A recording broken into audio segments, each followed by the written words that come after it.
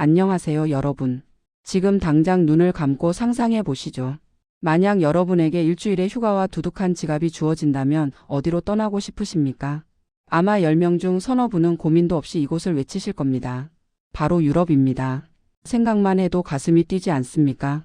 파리의 에펠탑 아래서 즐기는 모닝커피, 로마의 트레비 분수 앞에서 던지는 동전 하나, 런던의 템스강 변을 걸으며 느끼는 그 고풍스러운 분위기. 저도 참 좋아합니다.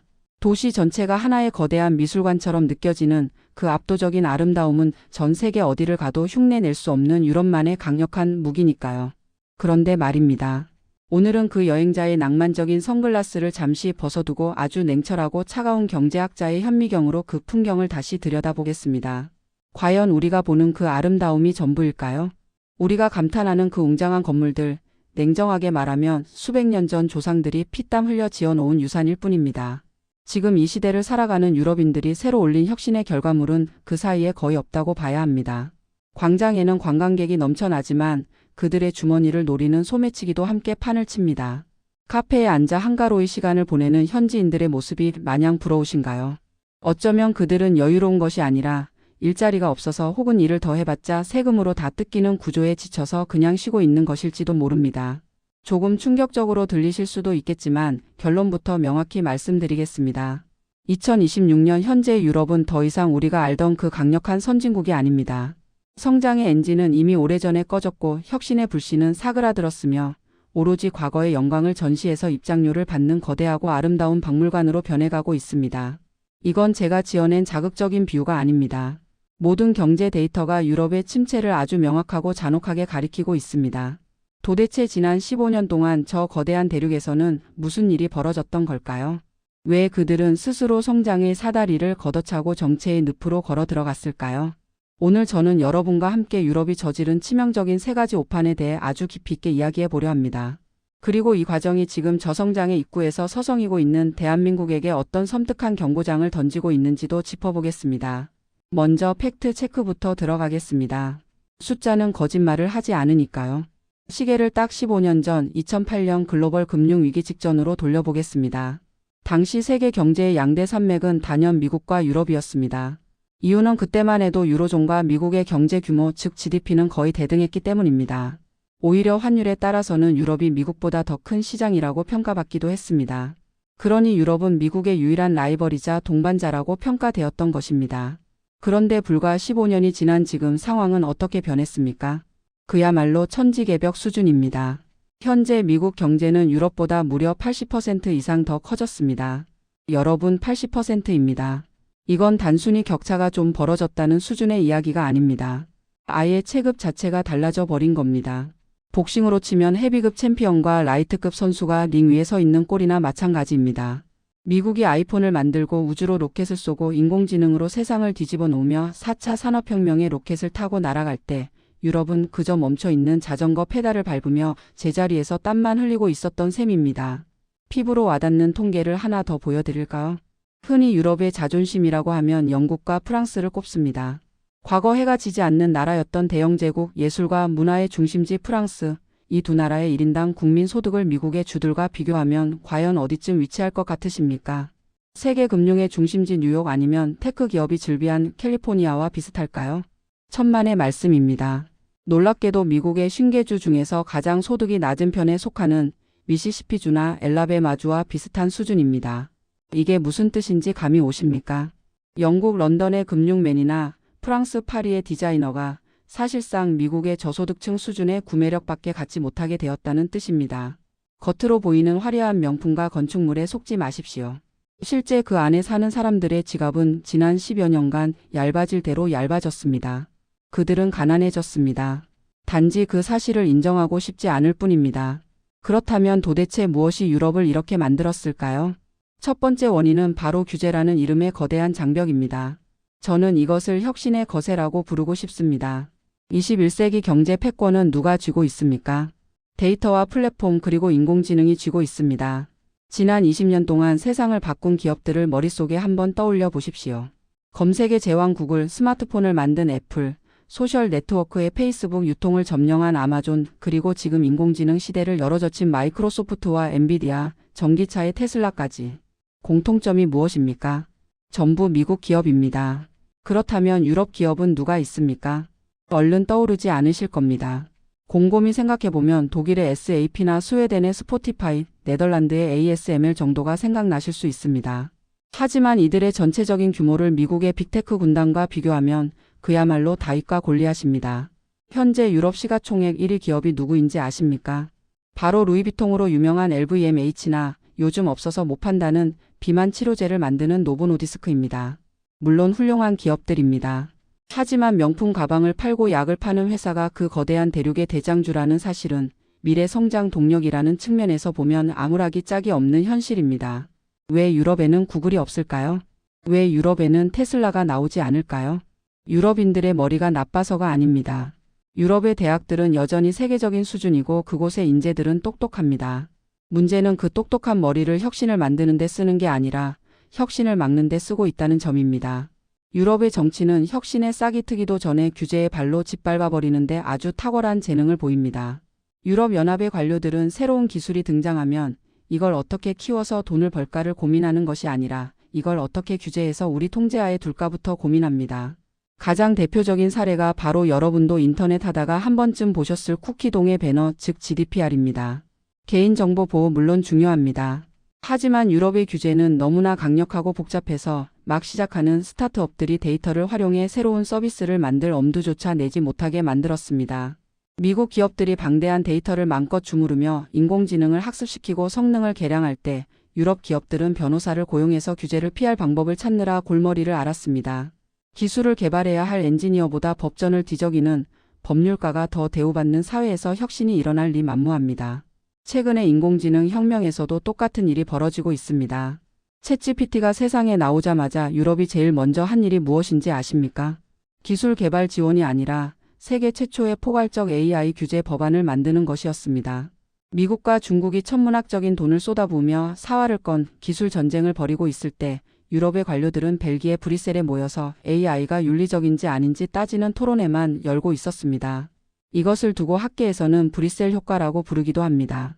유럽이 전 세계의 규제 표준을 만든다는 자부심 섞인 용어지만 경제학적으로 보면 이것은 명백한 자충수입니다. 규제가 싫은 유럽의 똑똑한 공학자들과 야망 있는 창업가들은 짐을 싸서 규제가 덜한 미국 실리콘밸리로 떠났습니다. 이것이 바로 심각한 두뇌 유출입니다. 스스로 혁신하지 못하는 대륙은 결국 남이 만든 혁신을 소비하는 거대한 소비시장, 아니 조금 더 심하게 말하면 디지털 식민지로 전락할 수밖에 없습니다. 유럽 몰락의 두 번째 원인은 바로 에너지 정책의 대실패입니다. 이것은 특히 유럽 경제의 심장이자 엔진이라고 불렸던 독일의 몰락을 불러온 결정적인 원인입니다. 제조업 강국 독일의 성공 방정식은 지난 30년 동안 아주 단순하고도 명쾌했습니다. 러시아에서 파이프라인을 통해 값싼 천연가스를 받아옵니다. 그리고 그 저렴한 에너지를 이용해 공장을 돌려 벤츠와 BMW 같은 명차를 만들고 세계적인 경쟁력을 가진 화학 제품을 만듭니다. 그리고 마지막으로 그 물건들을 거대 시장인 중국에 비싸게 파는 것입니다. 싼 에너지와 중국이라는 시장, 이 두 가지가 독일 경제를 지탱하는 양날개였습니다. 그런데 독일은 여기서 치명적인 판단 미스를 범합니다. 바로 급격한 탈원전입니다. 후쿠시마 원전 사고 이후 환경론자들의 목소리가 커지자 당시 정부는 멀쩡히 잘 돌아가던 원자력 발전소들을 폐쇄하기로 결정합니다. 그리고 그 빈자리를 태양광과 풍력 같은 재생에너지로 채우겠다고 전 세계에 선언했습니다. 겉으로 보기에는 아주 이상적이고 도덕적이며 아름다운 계획처럼 보였습니다. 하지만 현실은 냉혹했습니다. 재생에너지는 날씨에 따라 전력 생산이 들쭉날쭉합니다. 바람이 불지 않거나 구름이 끼면 전기가 나오지 않습니다. 하지만 제철소의 용광로와 화학공장의 기계는 24시간 멈추지 않고 돌아가야 합니다. 전기가 끊기면 수조 원의 손실이 발생하니까요. 결국 독일은 그 부족한 전력을 메우기 위해 역설적이게도 러시아산 천연가스에 더욱더 의존하게 되었습니다. 스스로 에너지 안보의 목덜미를 러시아에게 갖다 바친 꼴이었습니다. 그리고 2022년 우크라이나 전쟁이 터졌습니다. 러시아는 가스 밸브를 잠갔고 유럽의 에너지 가격은 하룻밤 사이에 10배가 뛰었습니다. 전 세계에서 가장 튼튼하다던 독일의 제조업 경쟁력이 그 순간 와르르 무너져 내렸습니다. 여러분, 에너지 비용이 비싸지면 제조업은 생존할 수가 없습니다. 이것은 경제의 기초 상식입니다. 세계 최대의 화학기업인 BASF는 독일 내 공장 가동을 줄이고 대신 중국으로 공장을 옮기겠다고 선언했습니다. 독일의 자존심 폭스바겐조차 독일 공장 폐쇄를 검토하고 있습니다. 1900년대 이후 독일 땅에서 폭스바겐 공장이 문을 닫는다는 건 상상조차 할 수 없던 일입니다. 하지만 지금 그것이 현실이 되고 있습니다. 이념에 사로잡혀서 현실을 무시한 대가는 참혹했습니다. 친환경을 외치다 경제의 숲을 다 태워버린 격입니다. 여기에 더해 우리가 잘 몰랐던 또 하나의 심각한 문제가 있습니다. 바로 국방과 안보입니다. 유럽은 지난 30년간 이른바 평화 배당금이라는 달콤한 과실을 누려왔습니다. 소련이 붕괴한 이후 유럽은 더 이상 큰 전쟁은 없을 것이라 믿었습니다.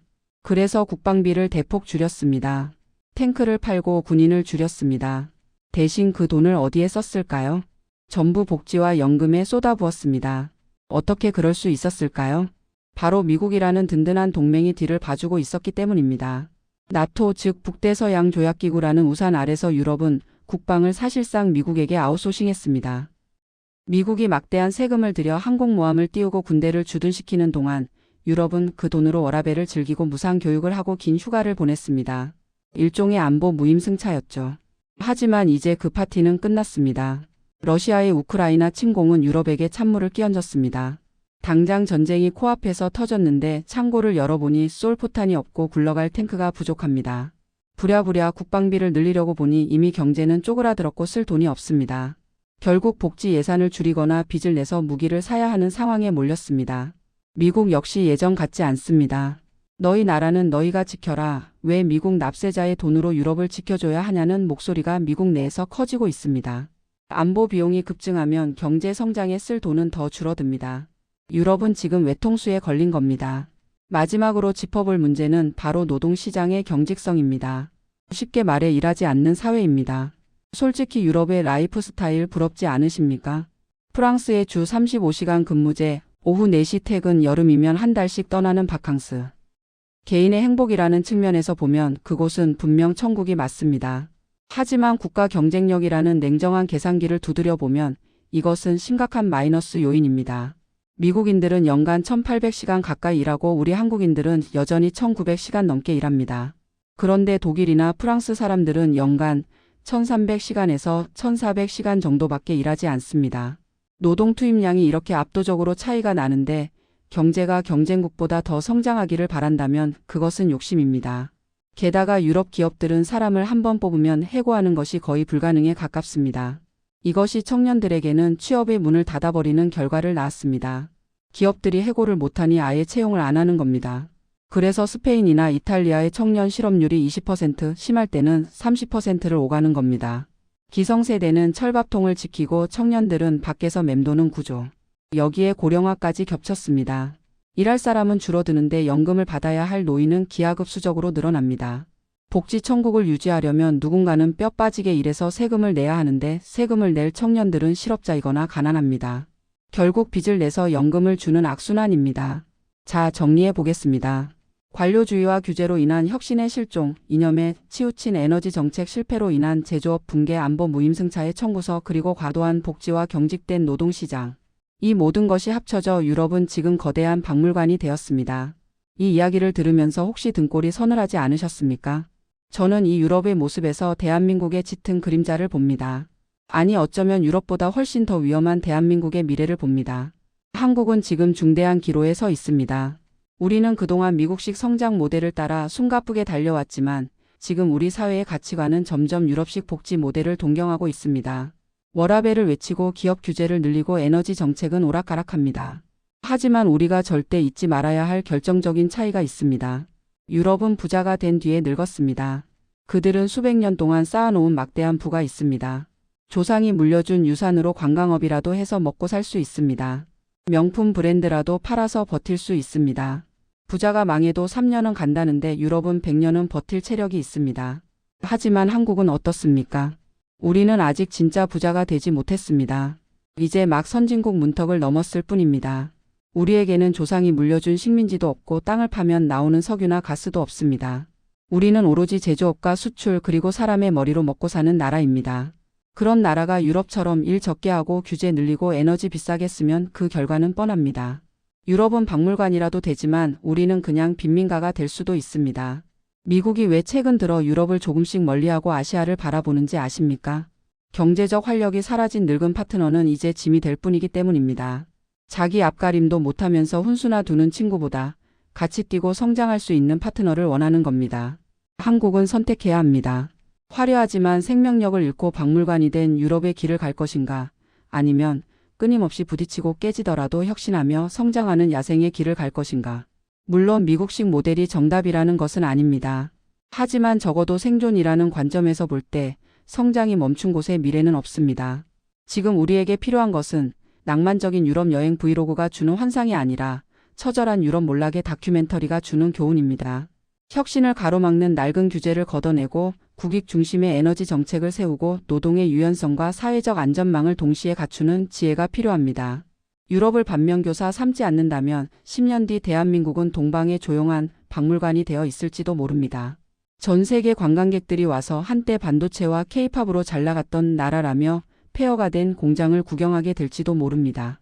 여러분은 어떤 대한민국을 원하십니까? 과거의 영광을 추억하는 노인의 나라입니까? 아니면 끊임없이 도전하는 청년의 나라입니까? 유럽의 현재가 우리의 미래가 되지 않기를 간절히 바랍니다. 오늘 이야기는 여기까지입니다. 겉으로 보이는 화려함에 속지 마십시오. 경제는 냉정합니다. 그리고 그 냉정한 성적표는 절대로 거짓말을 하지 않습니다. 긴 이야기 들어주셔서 감사합니다.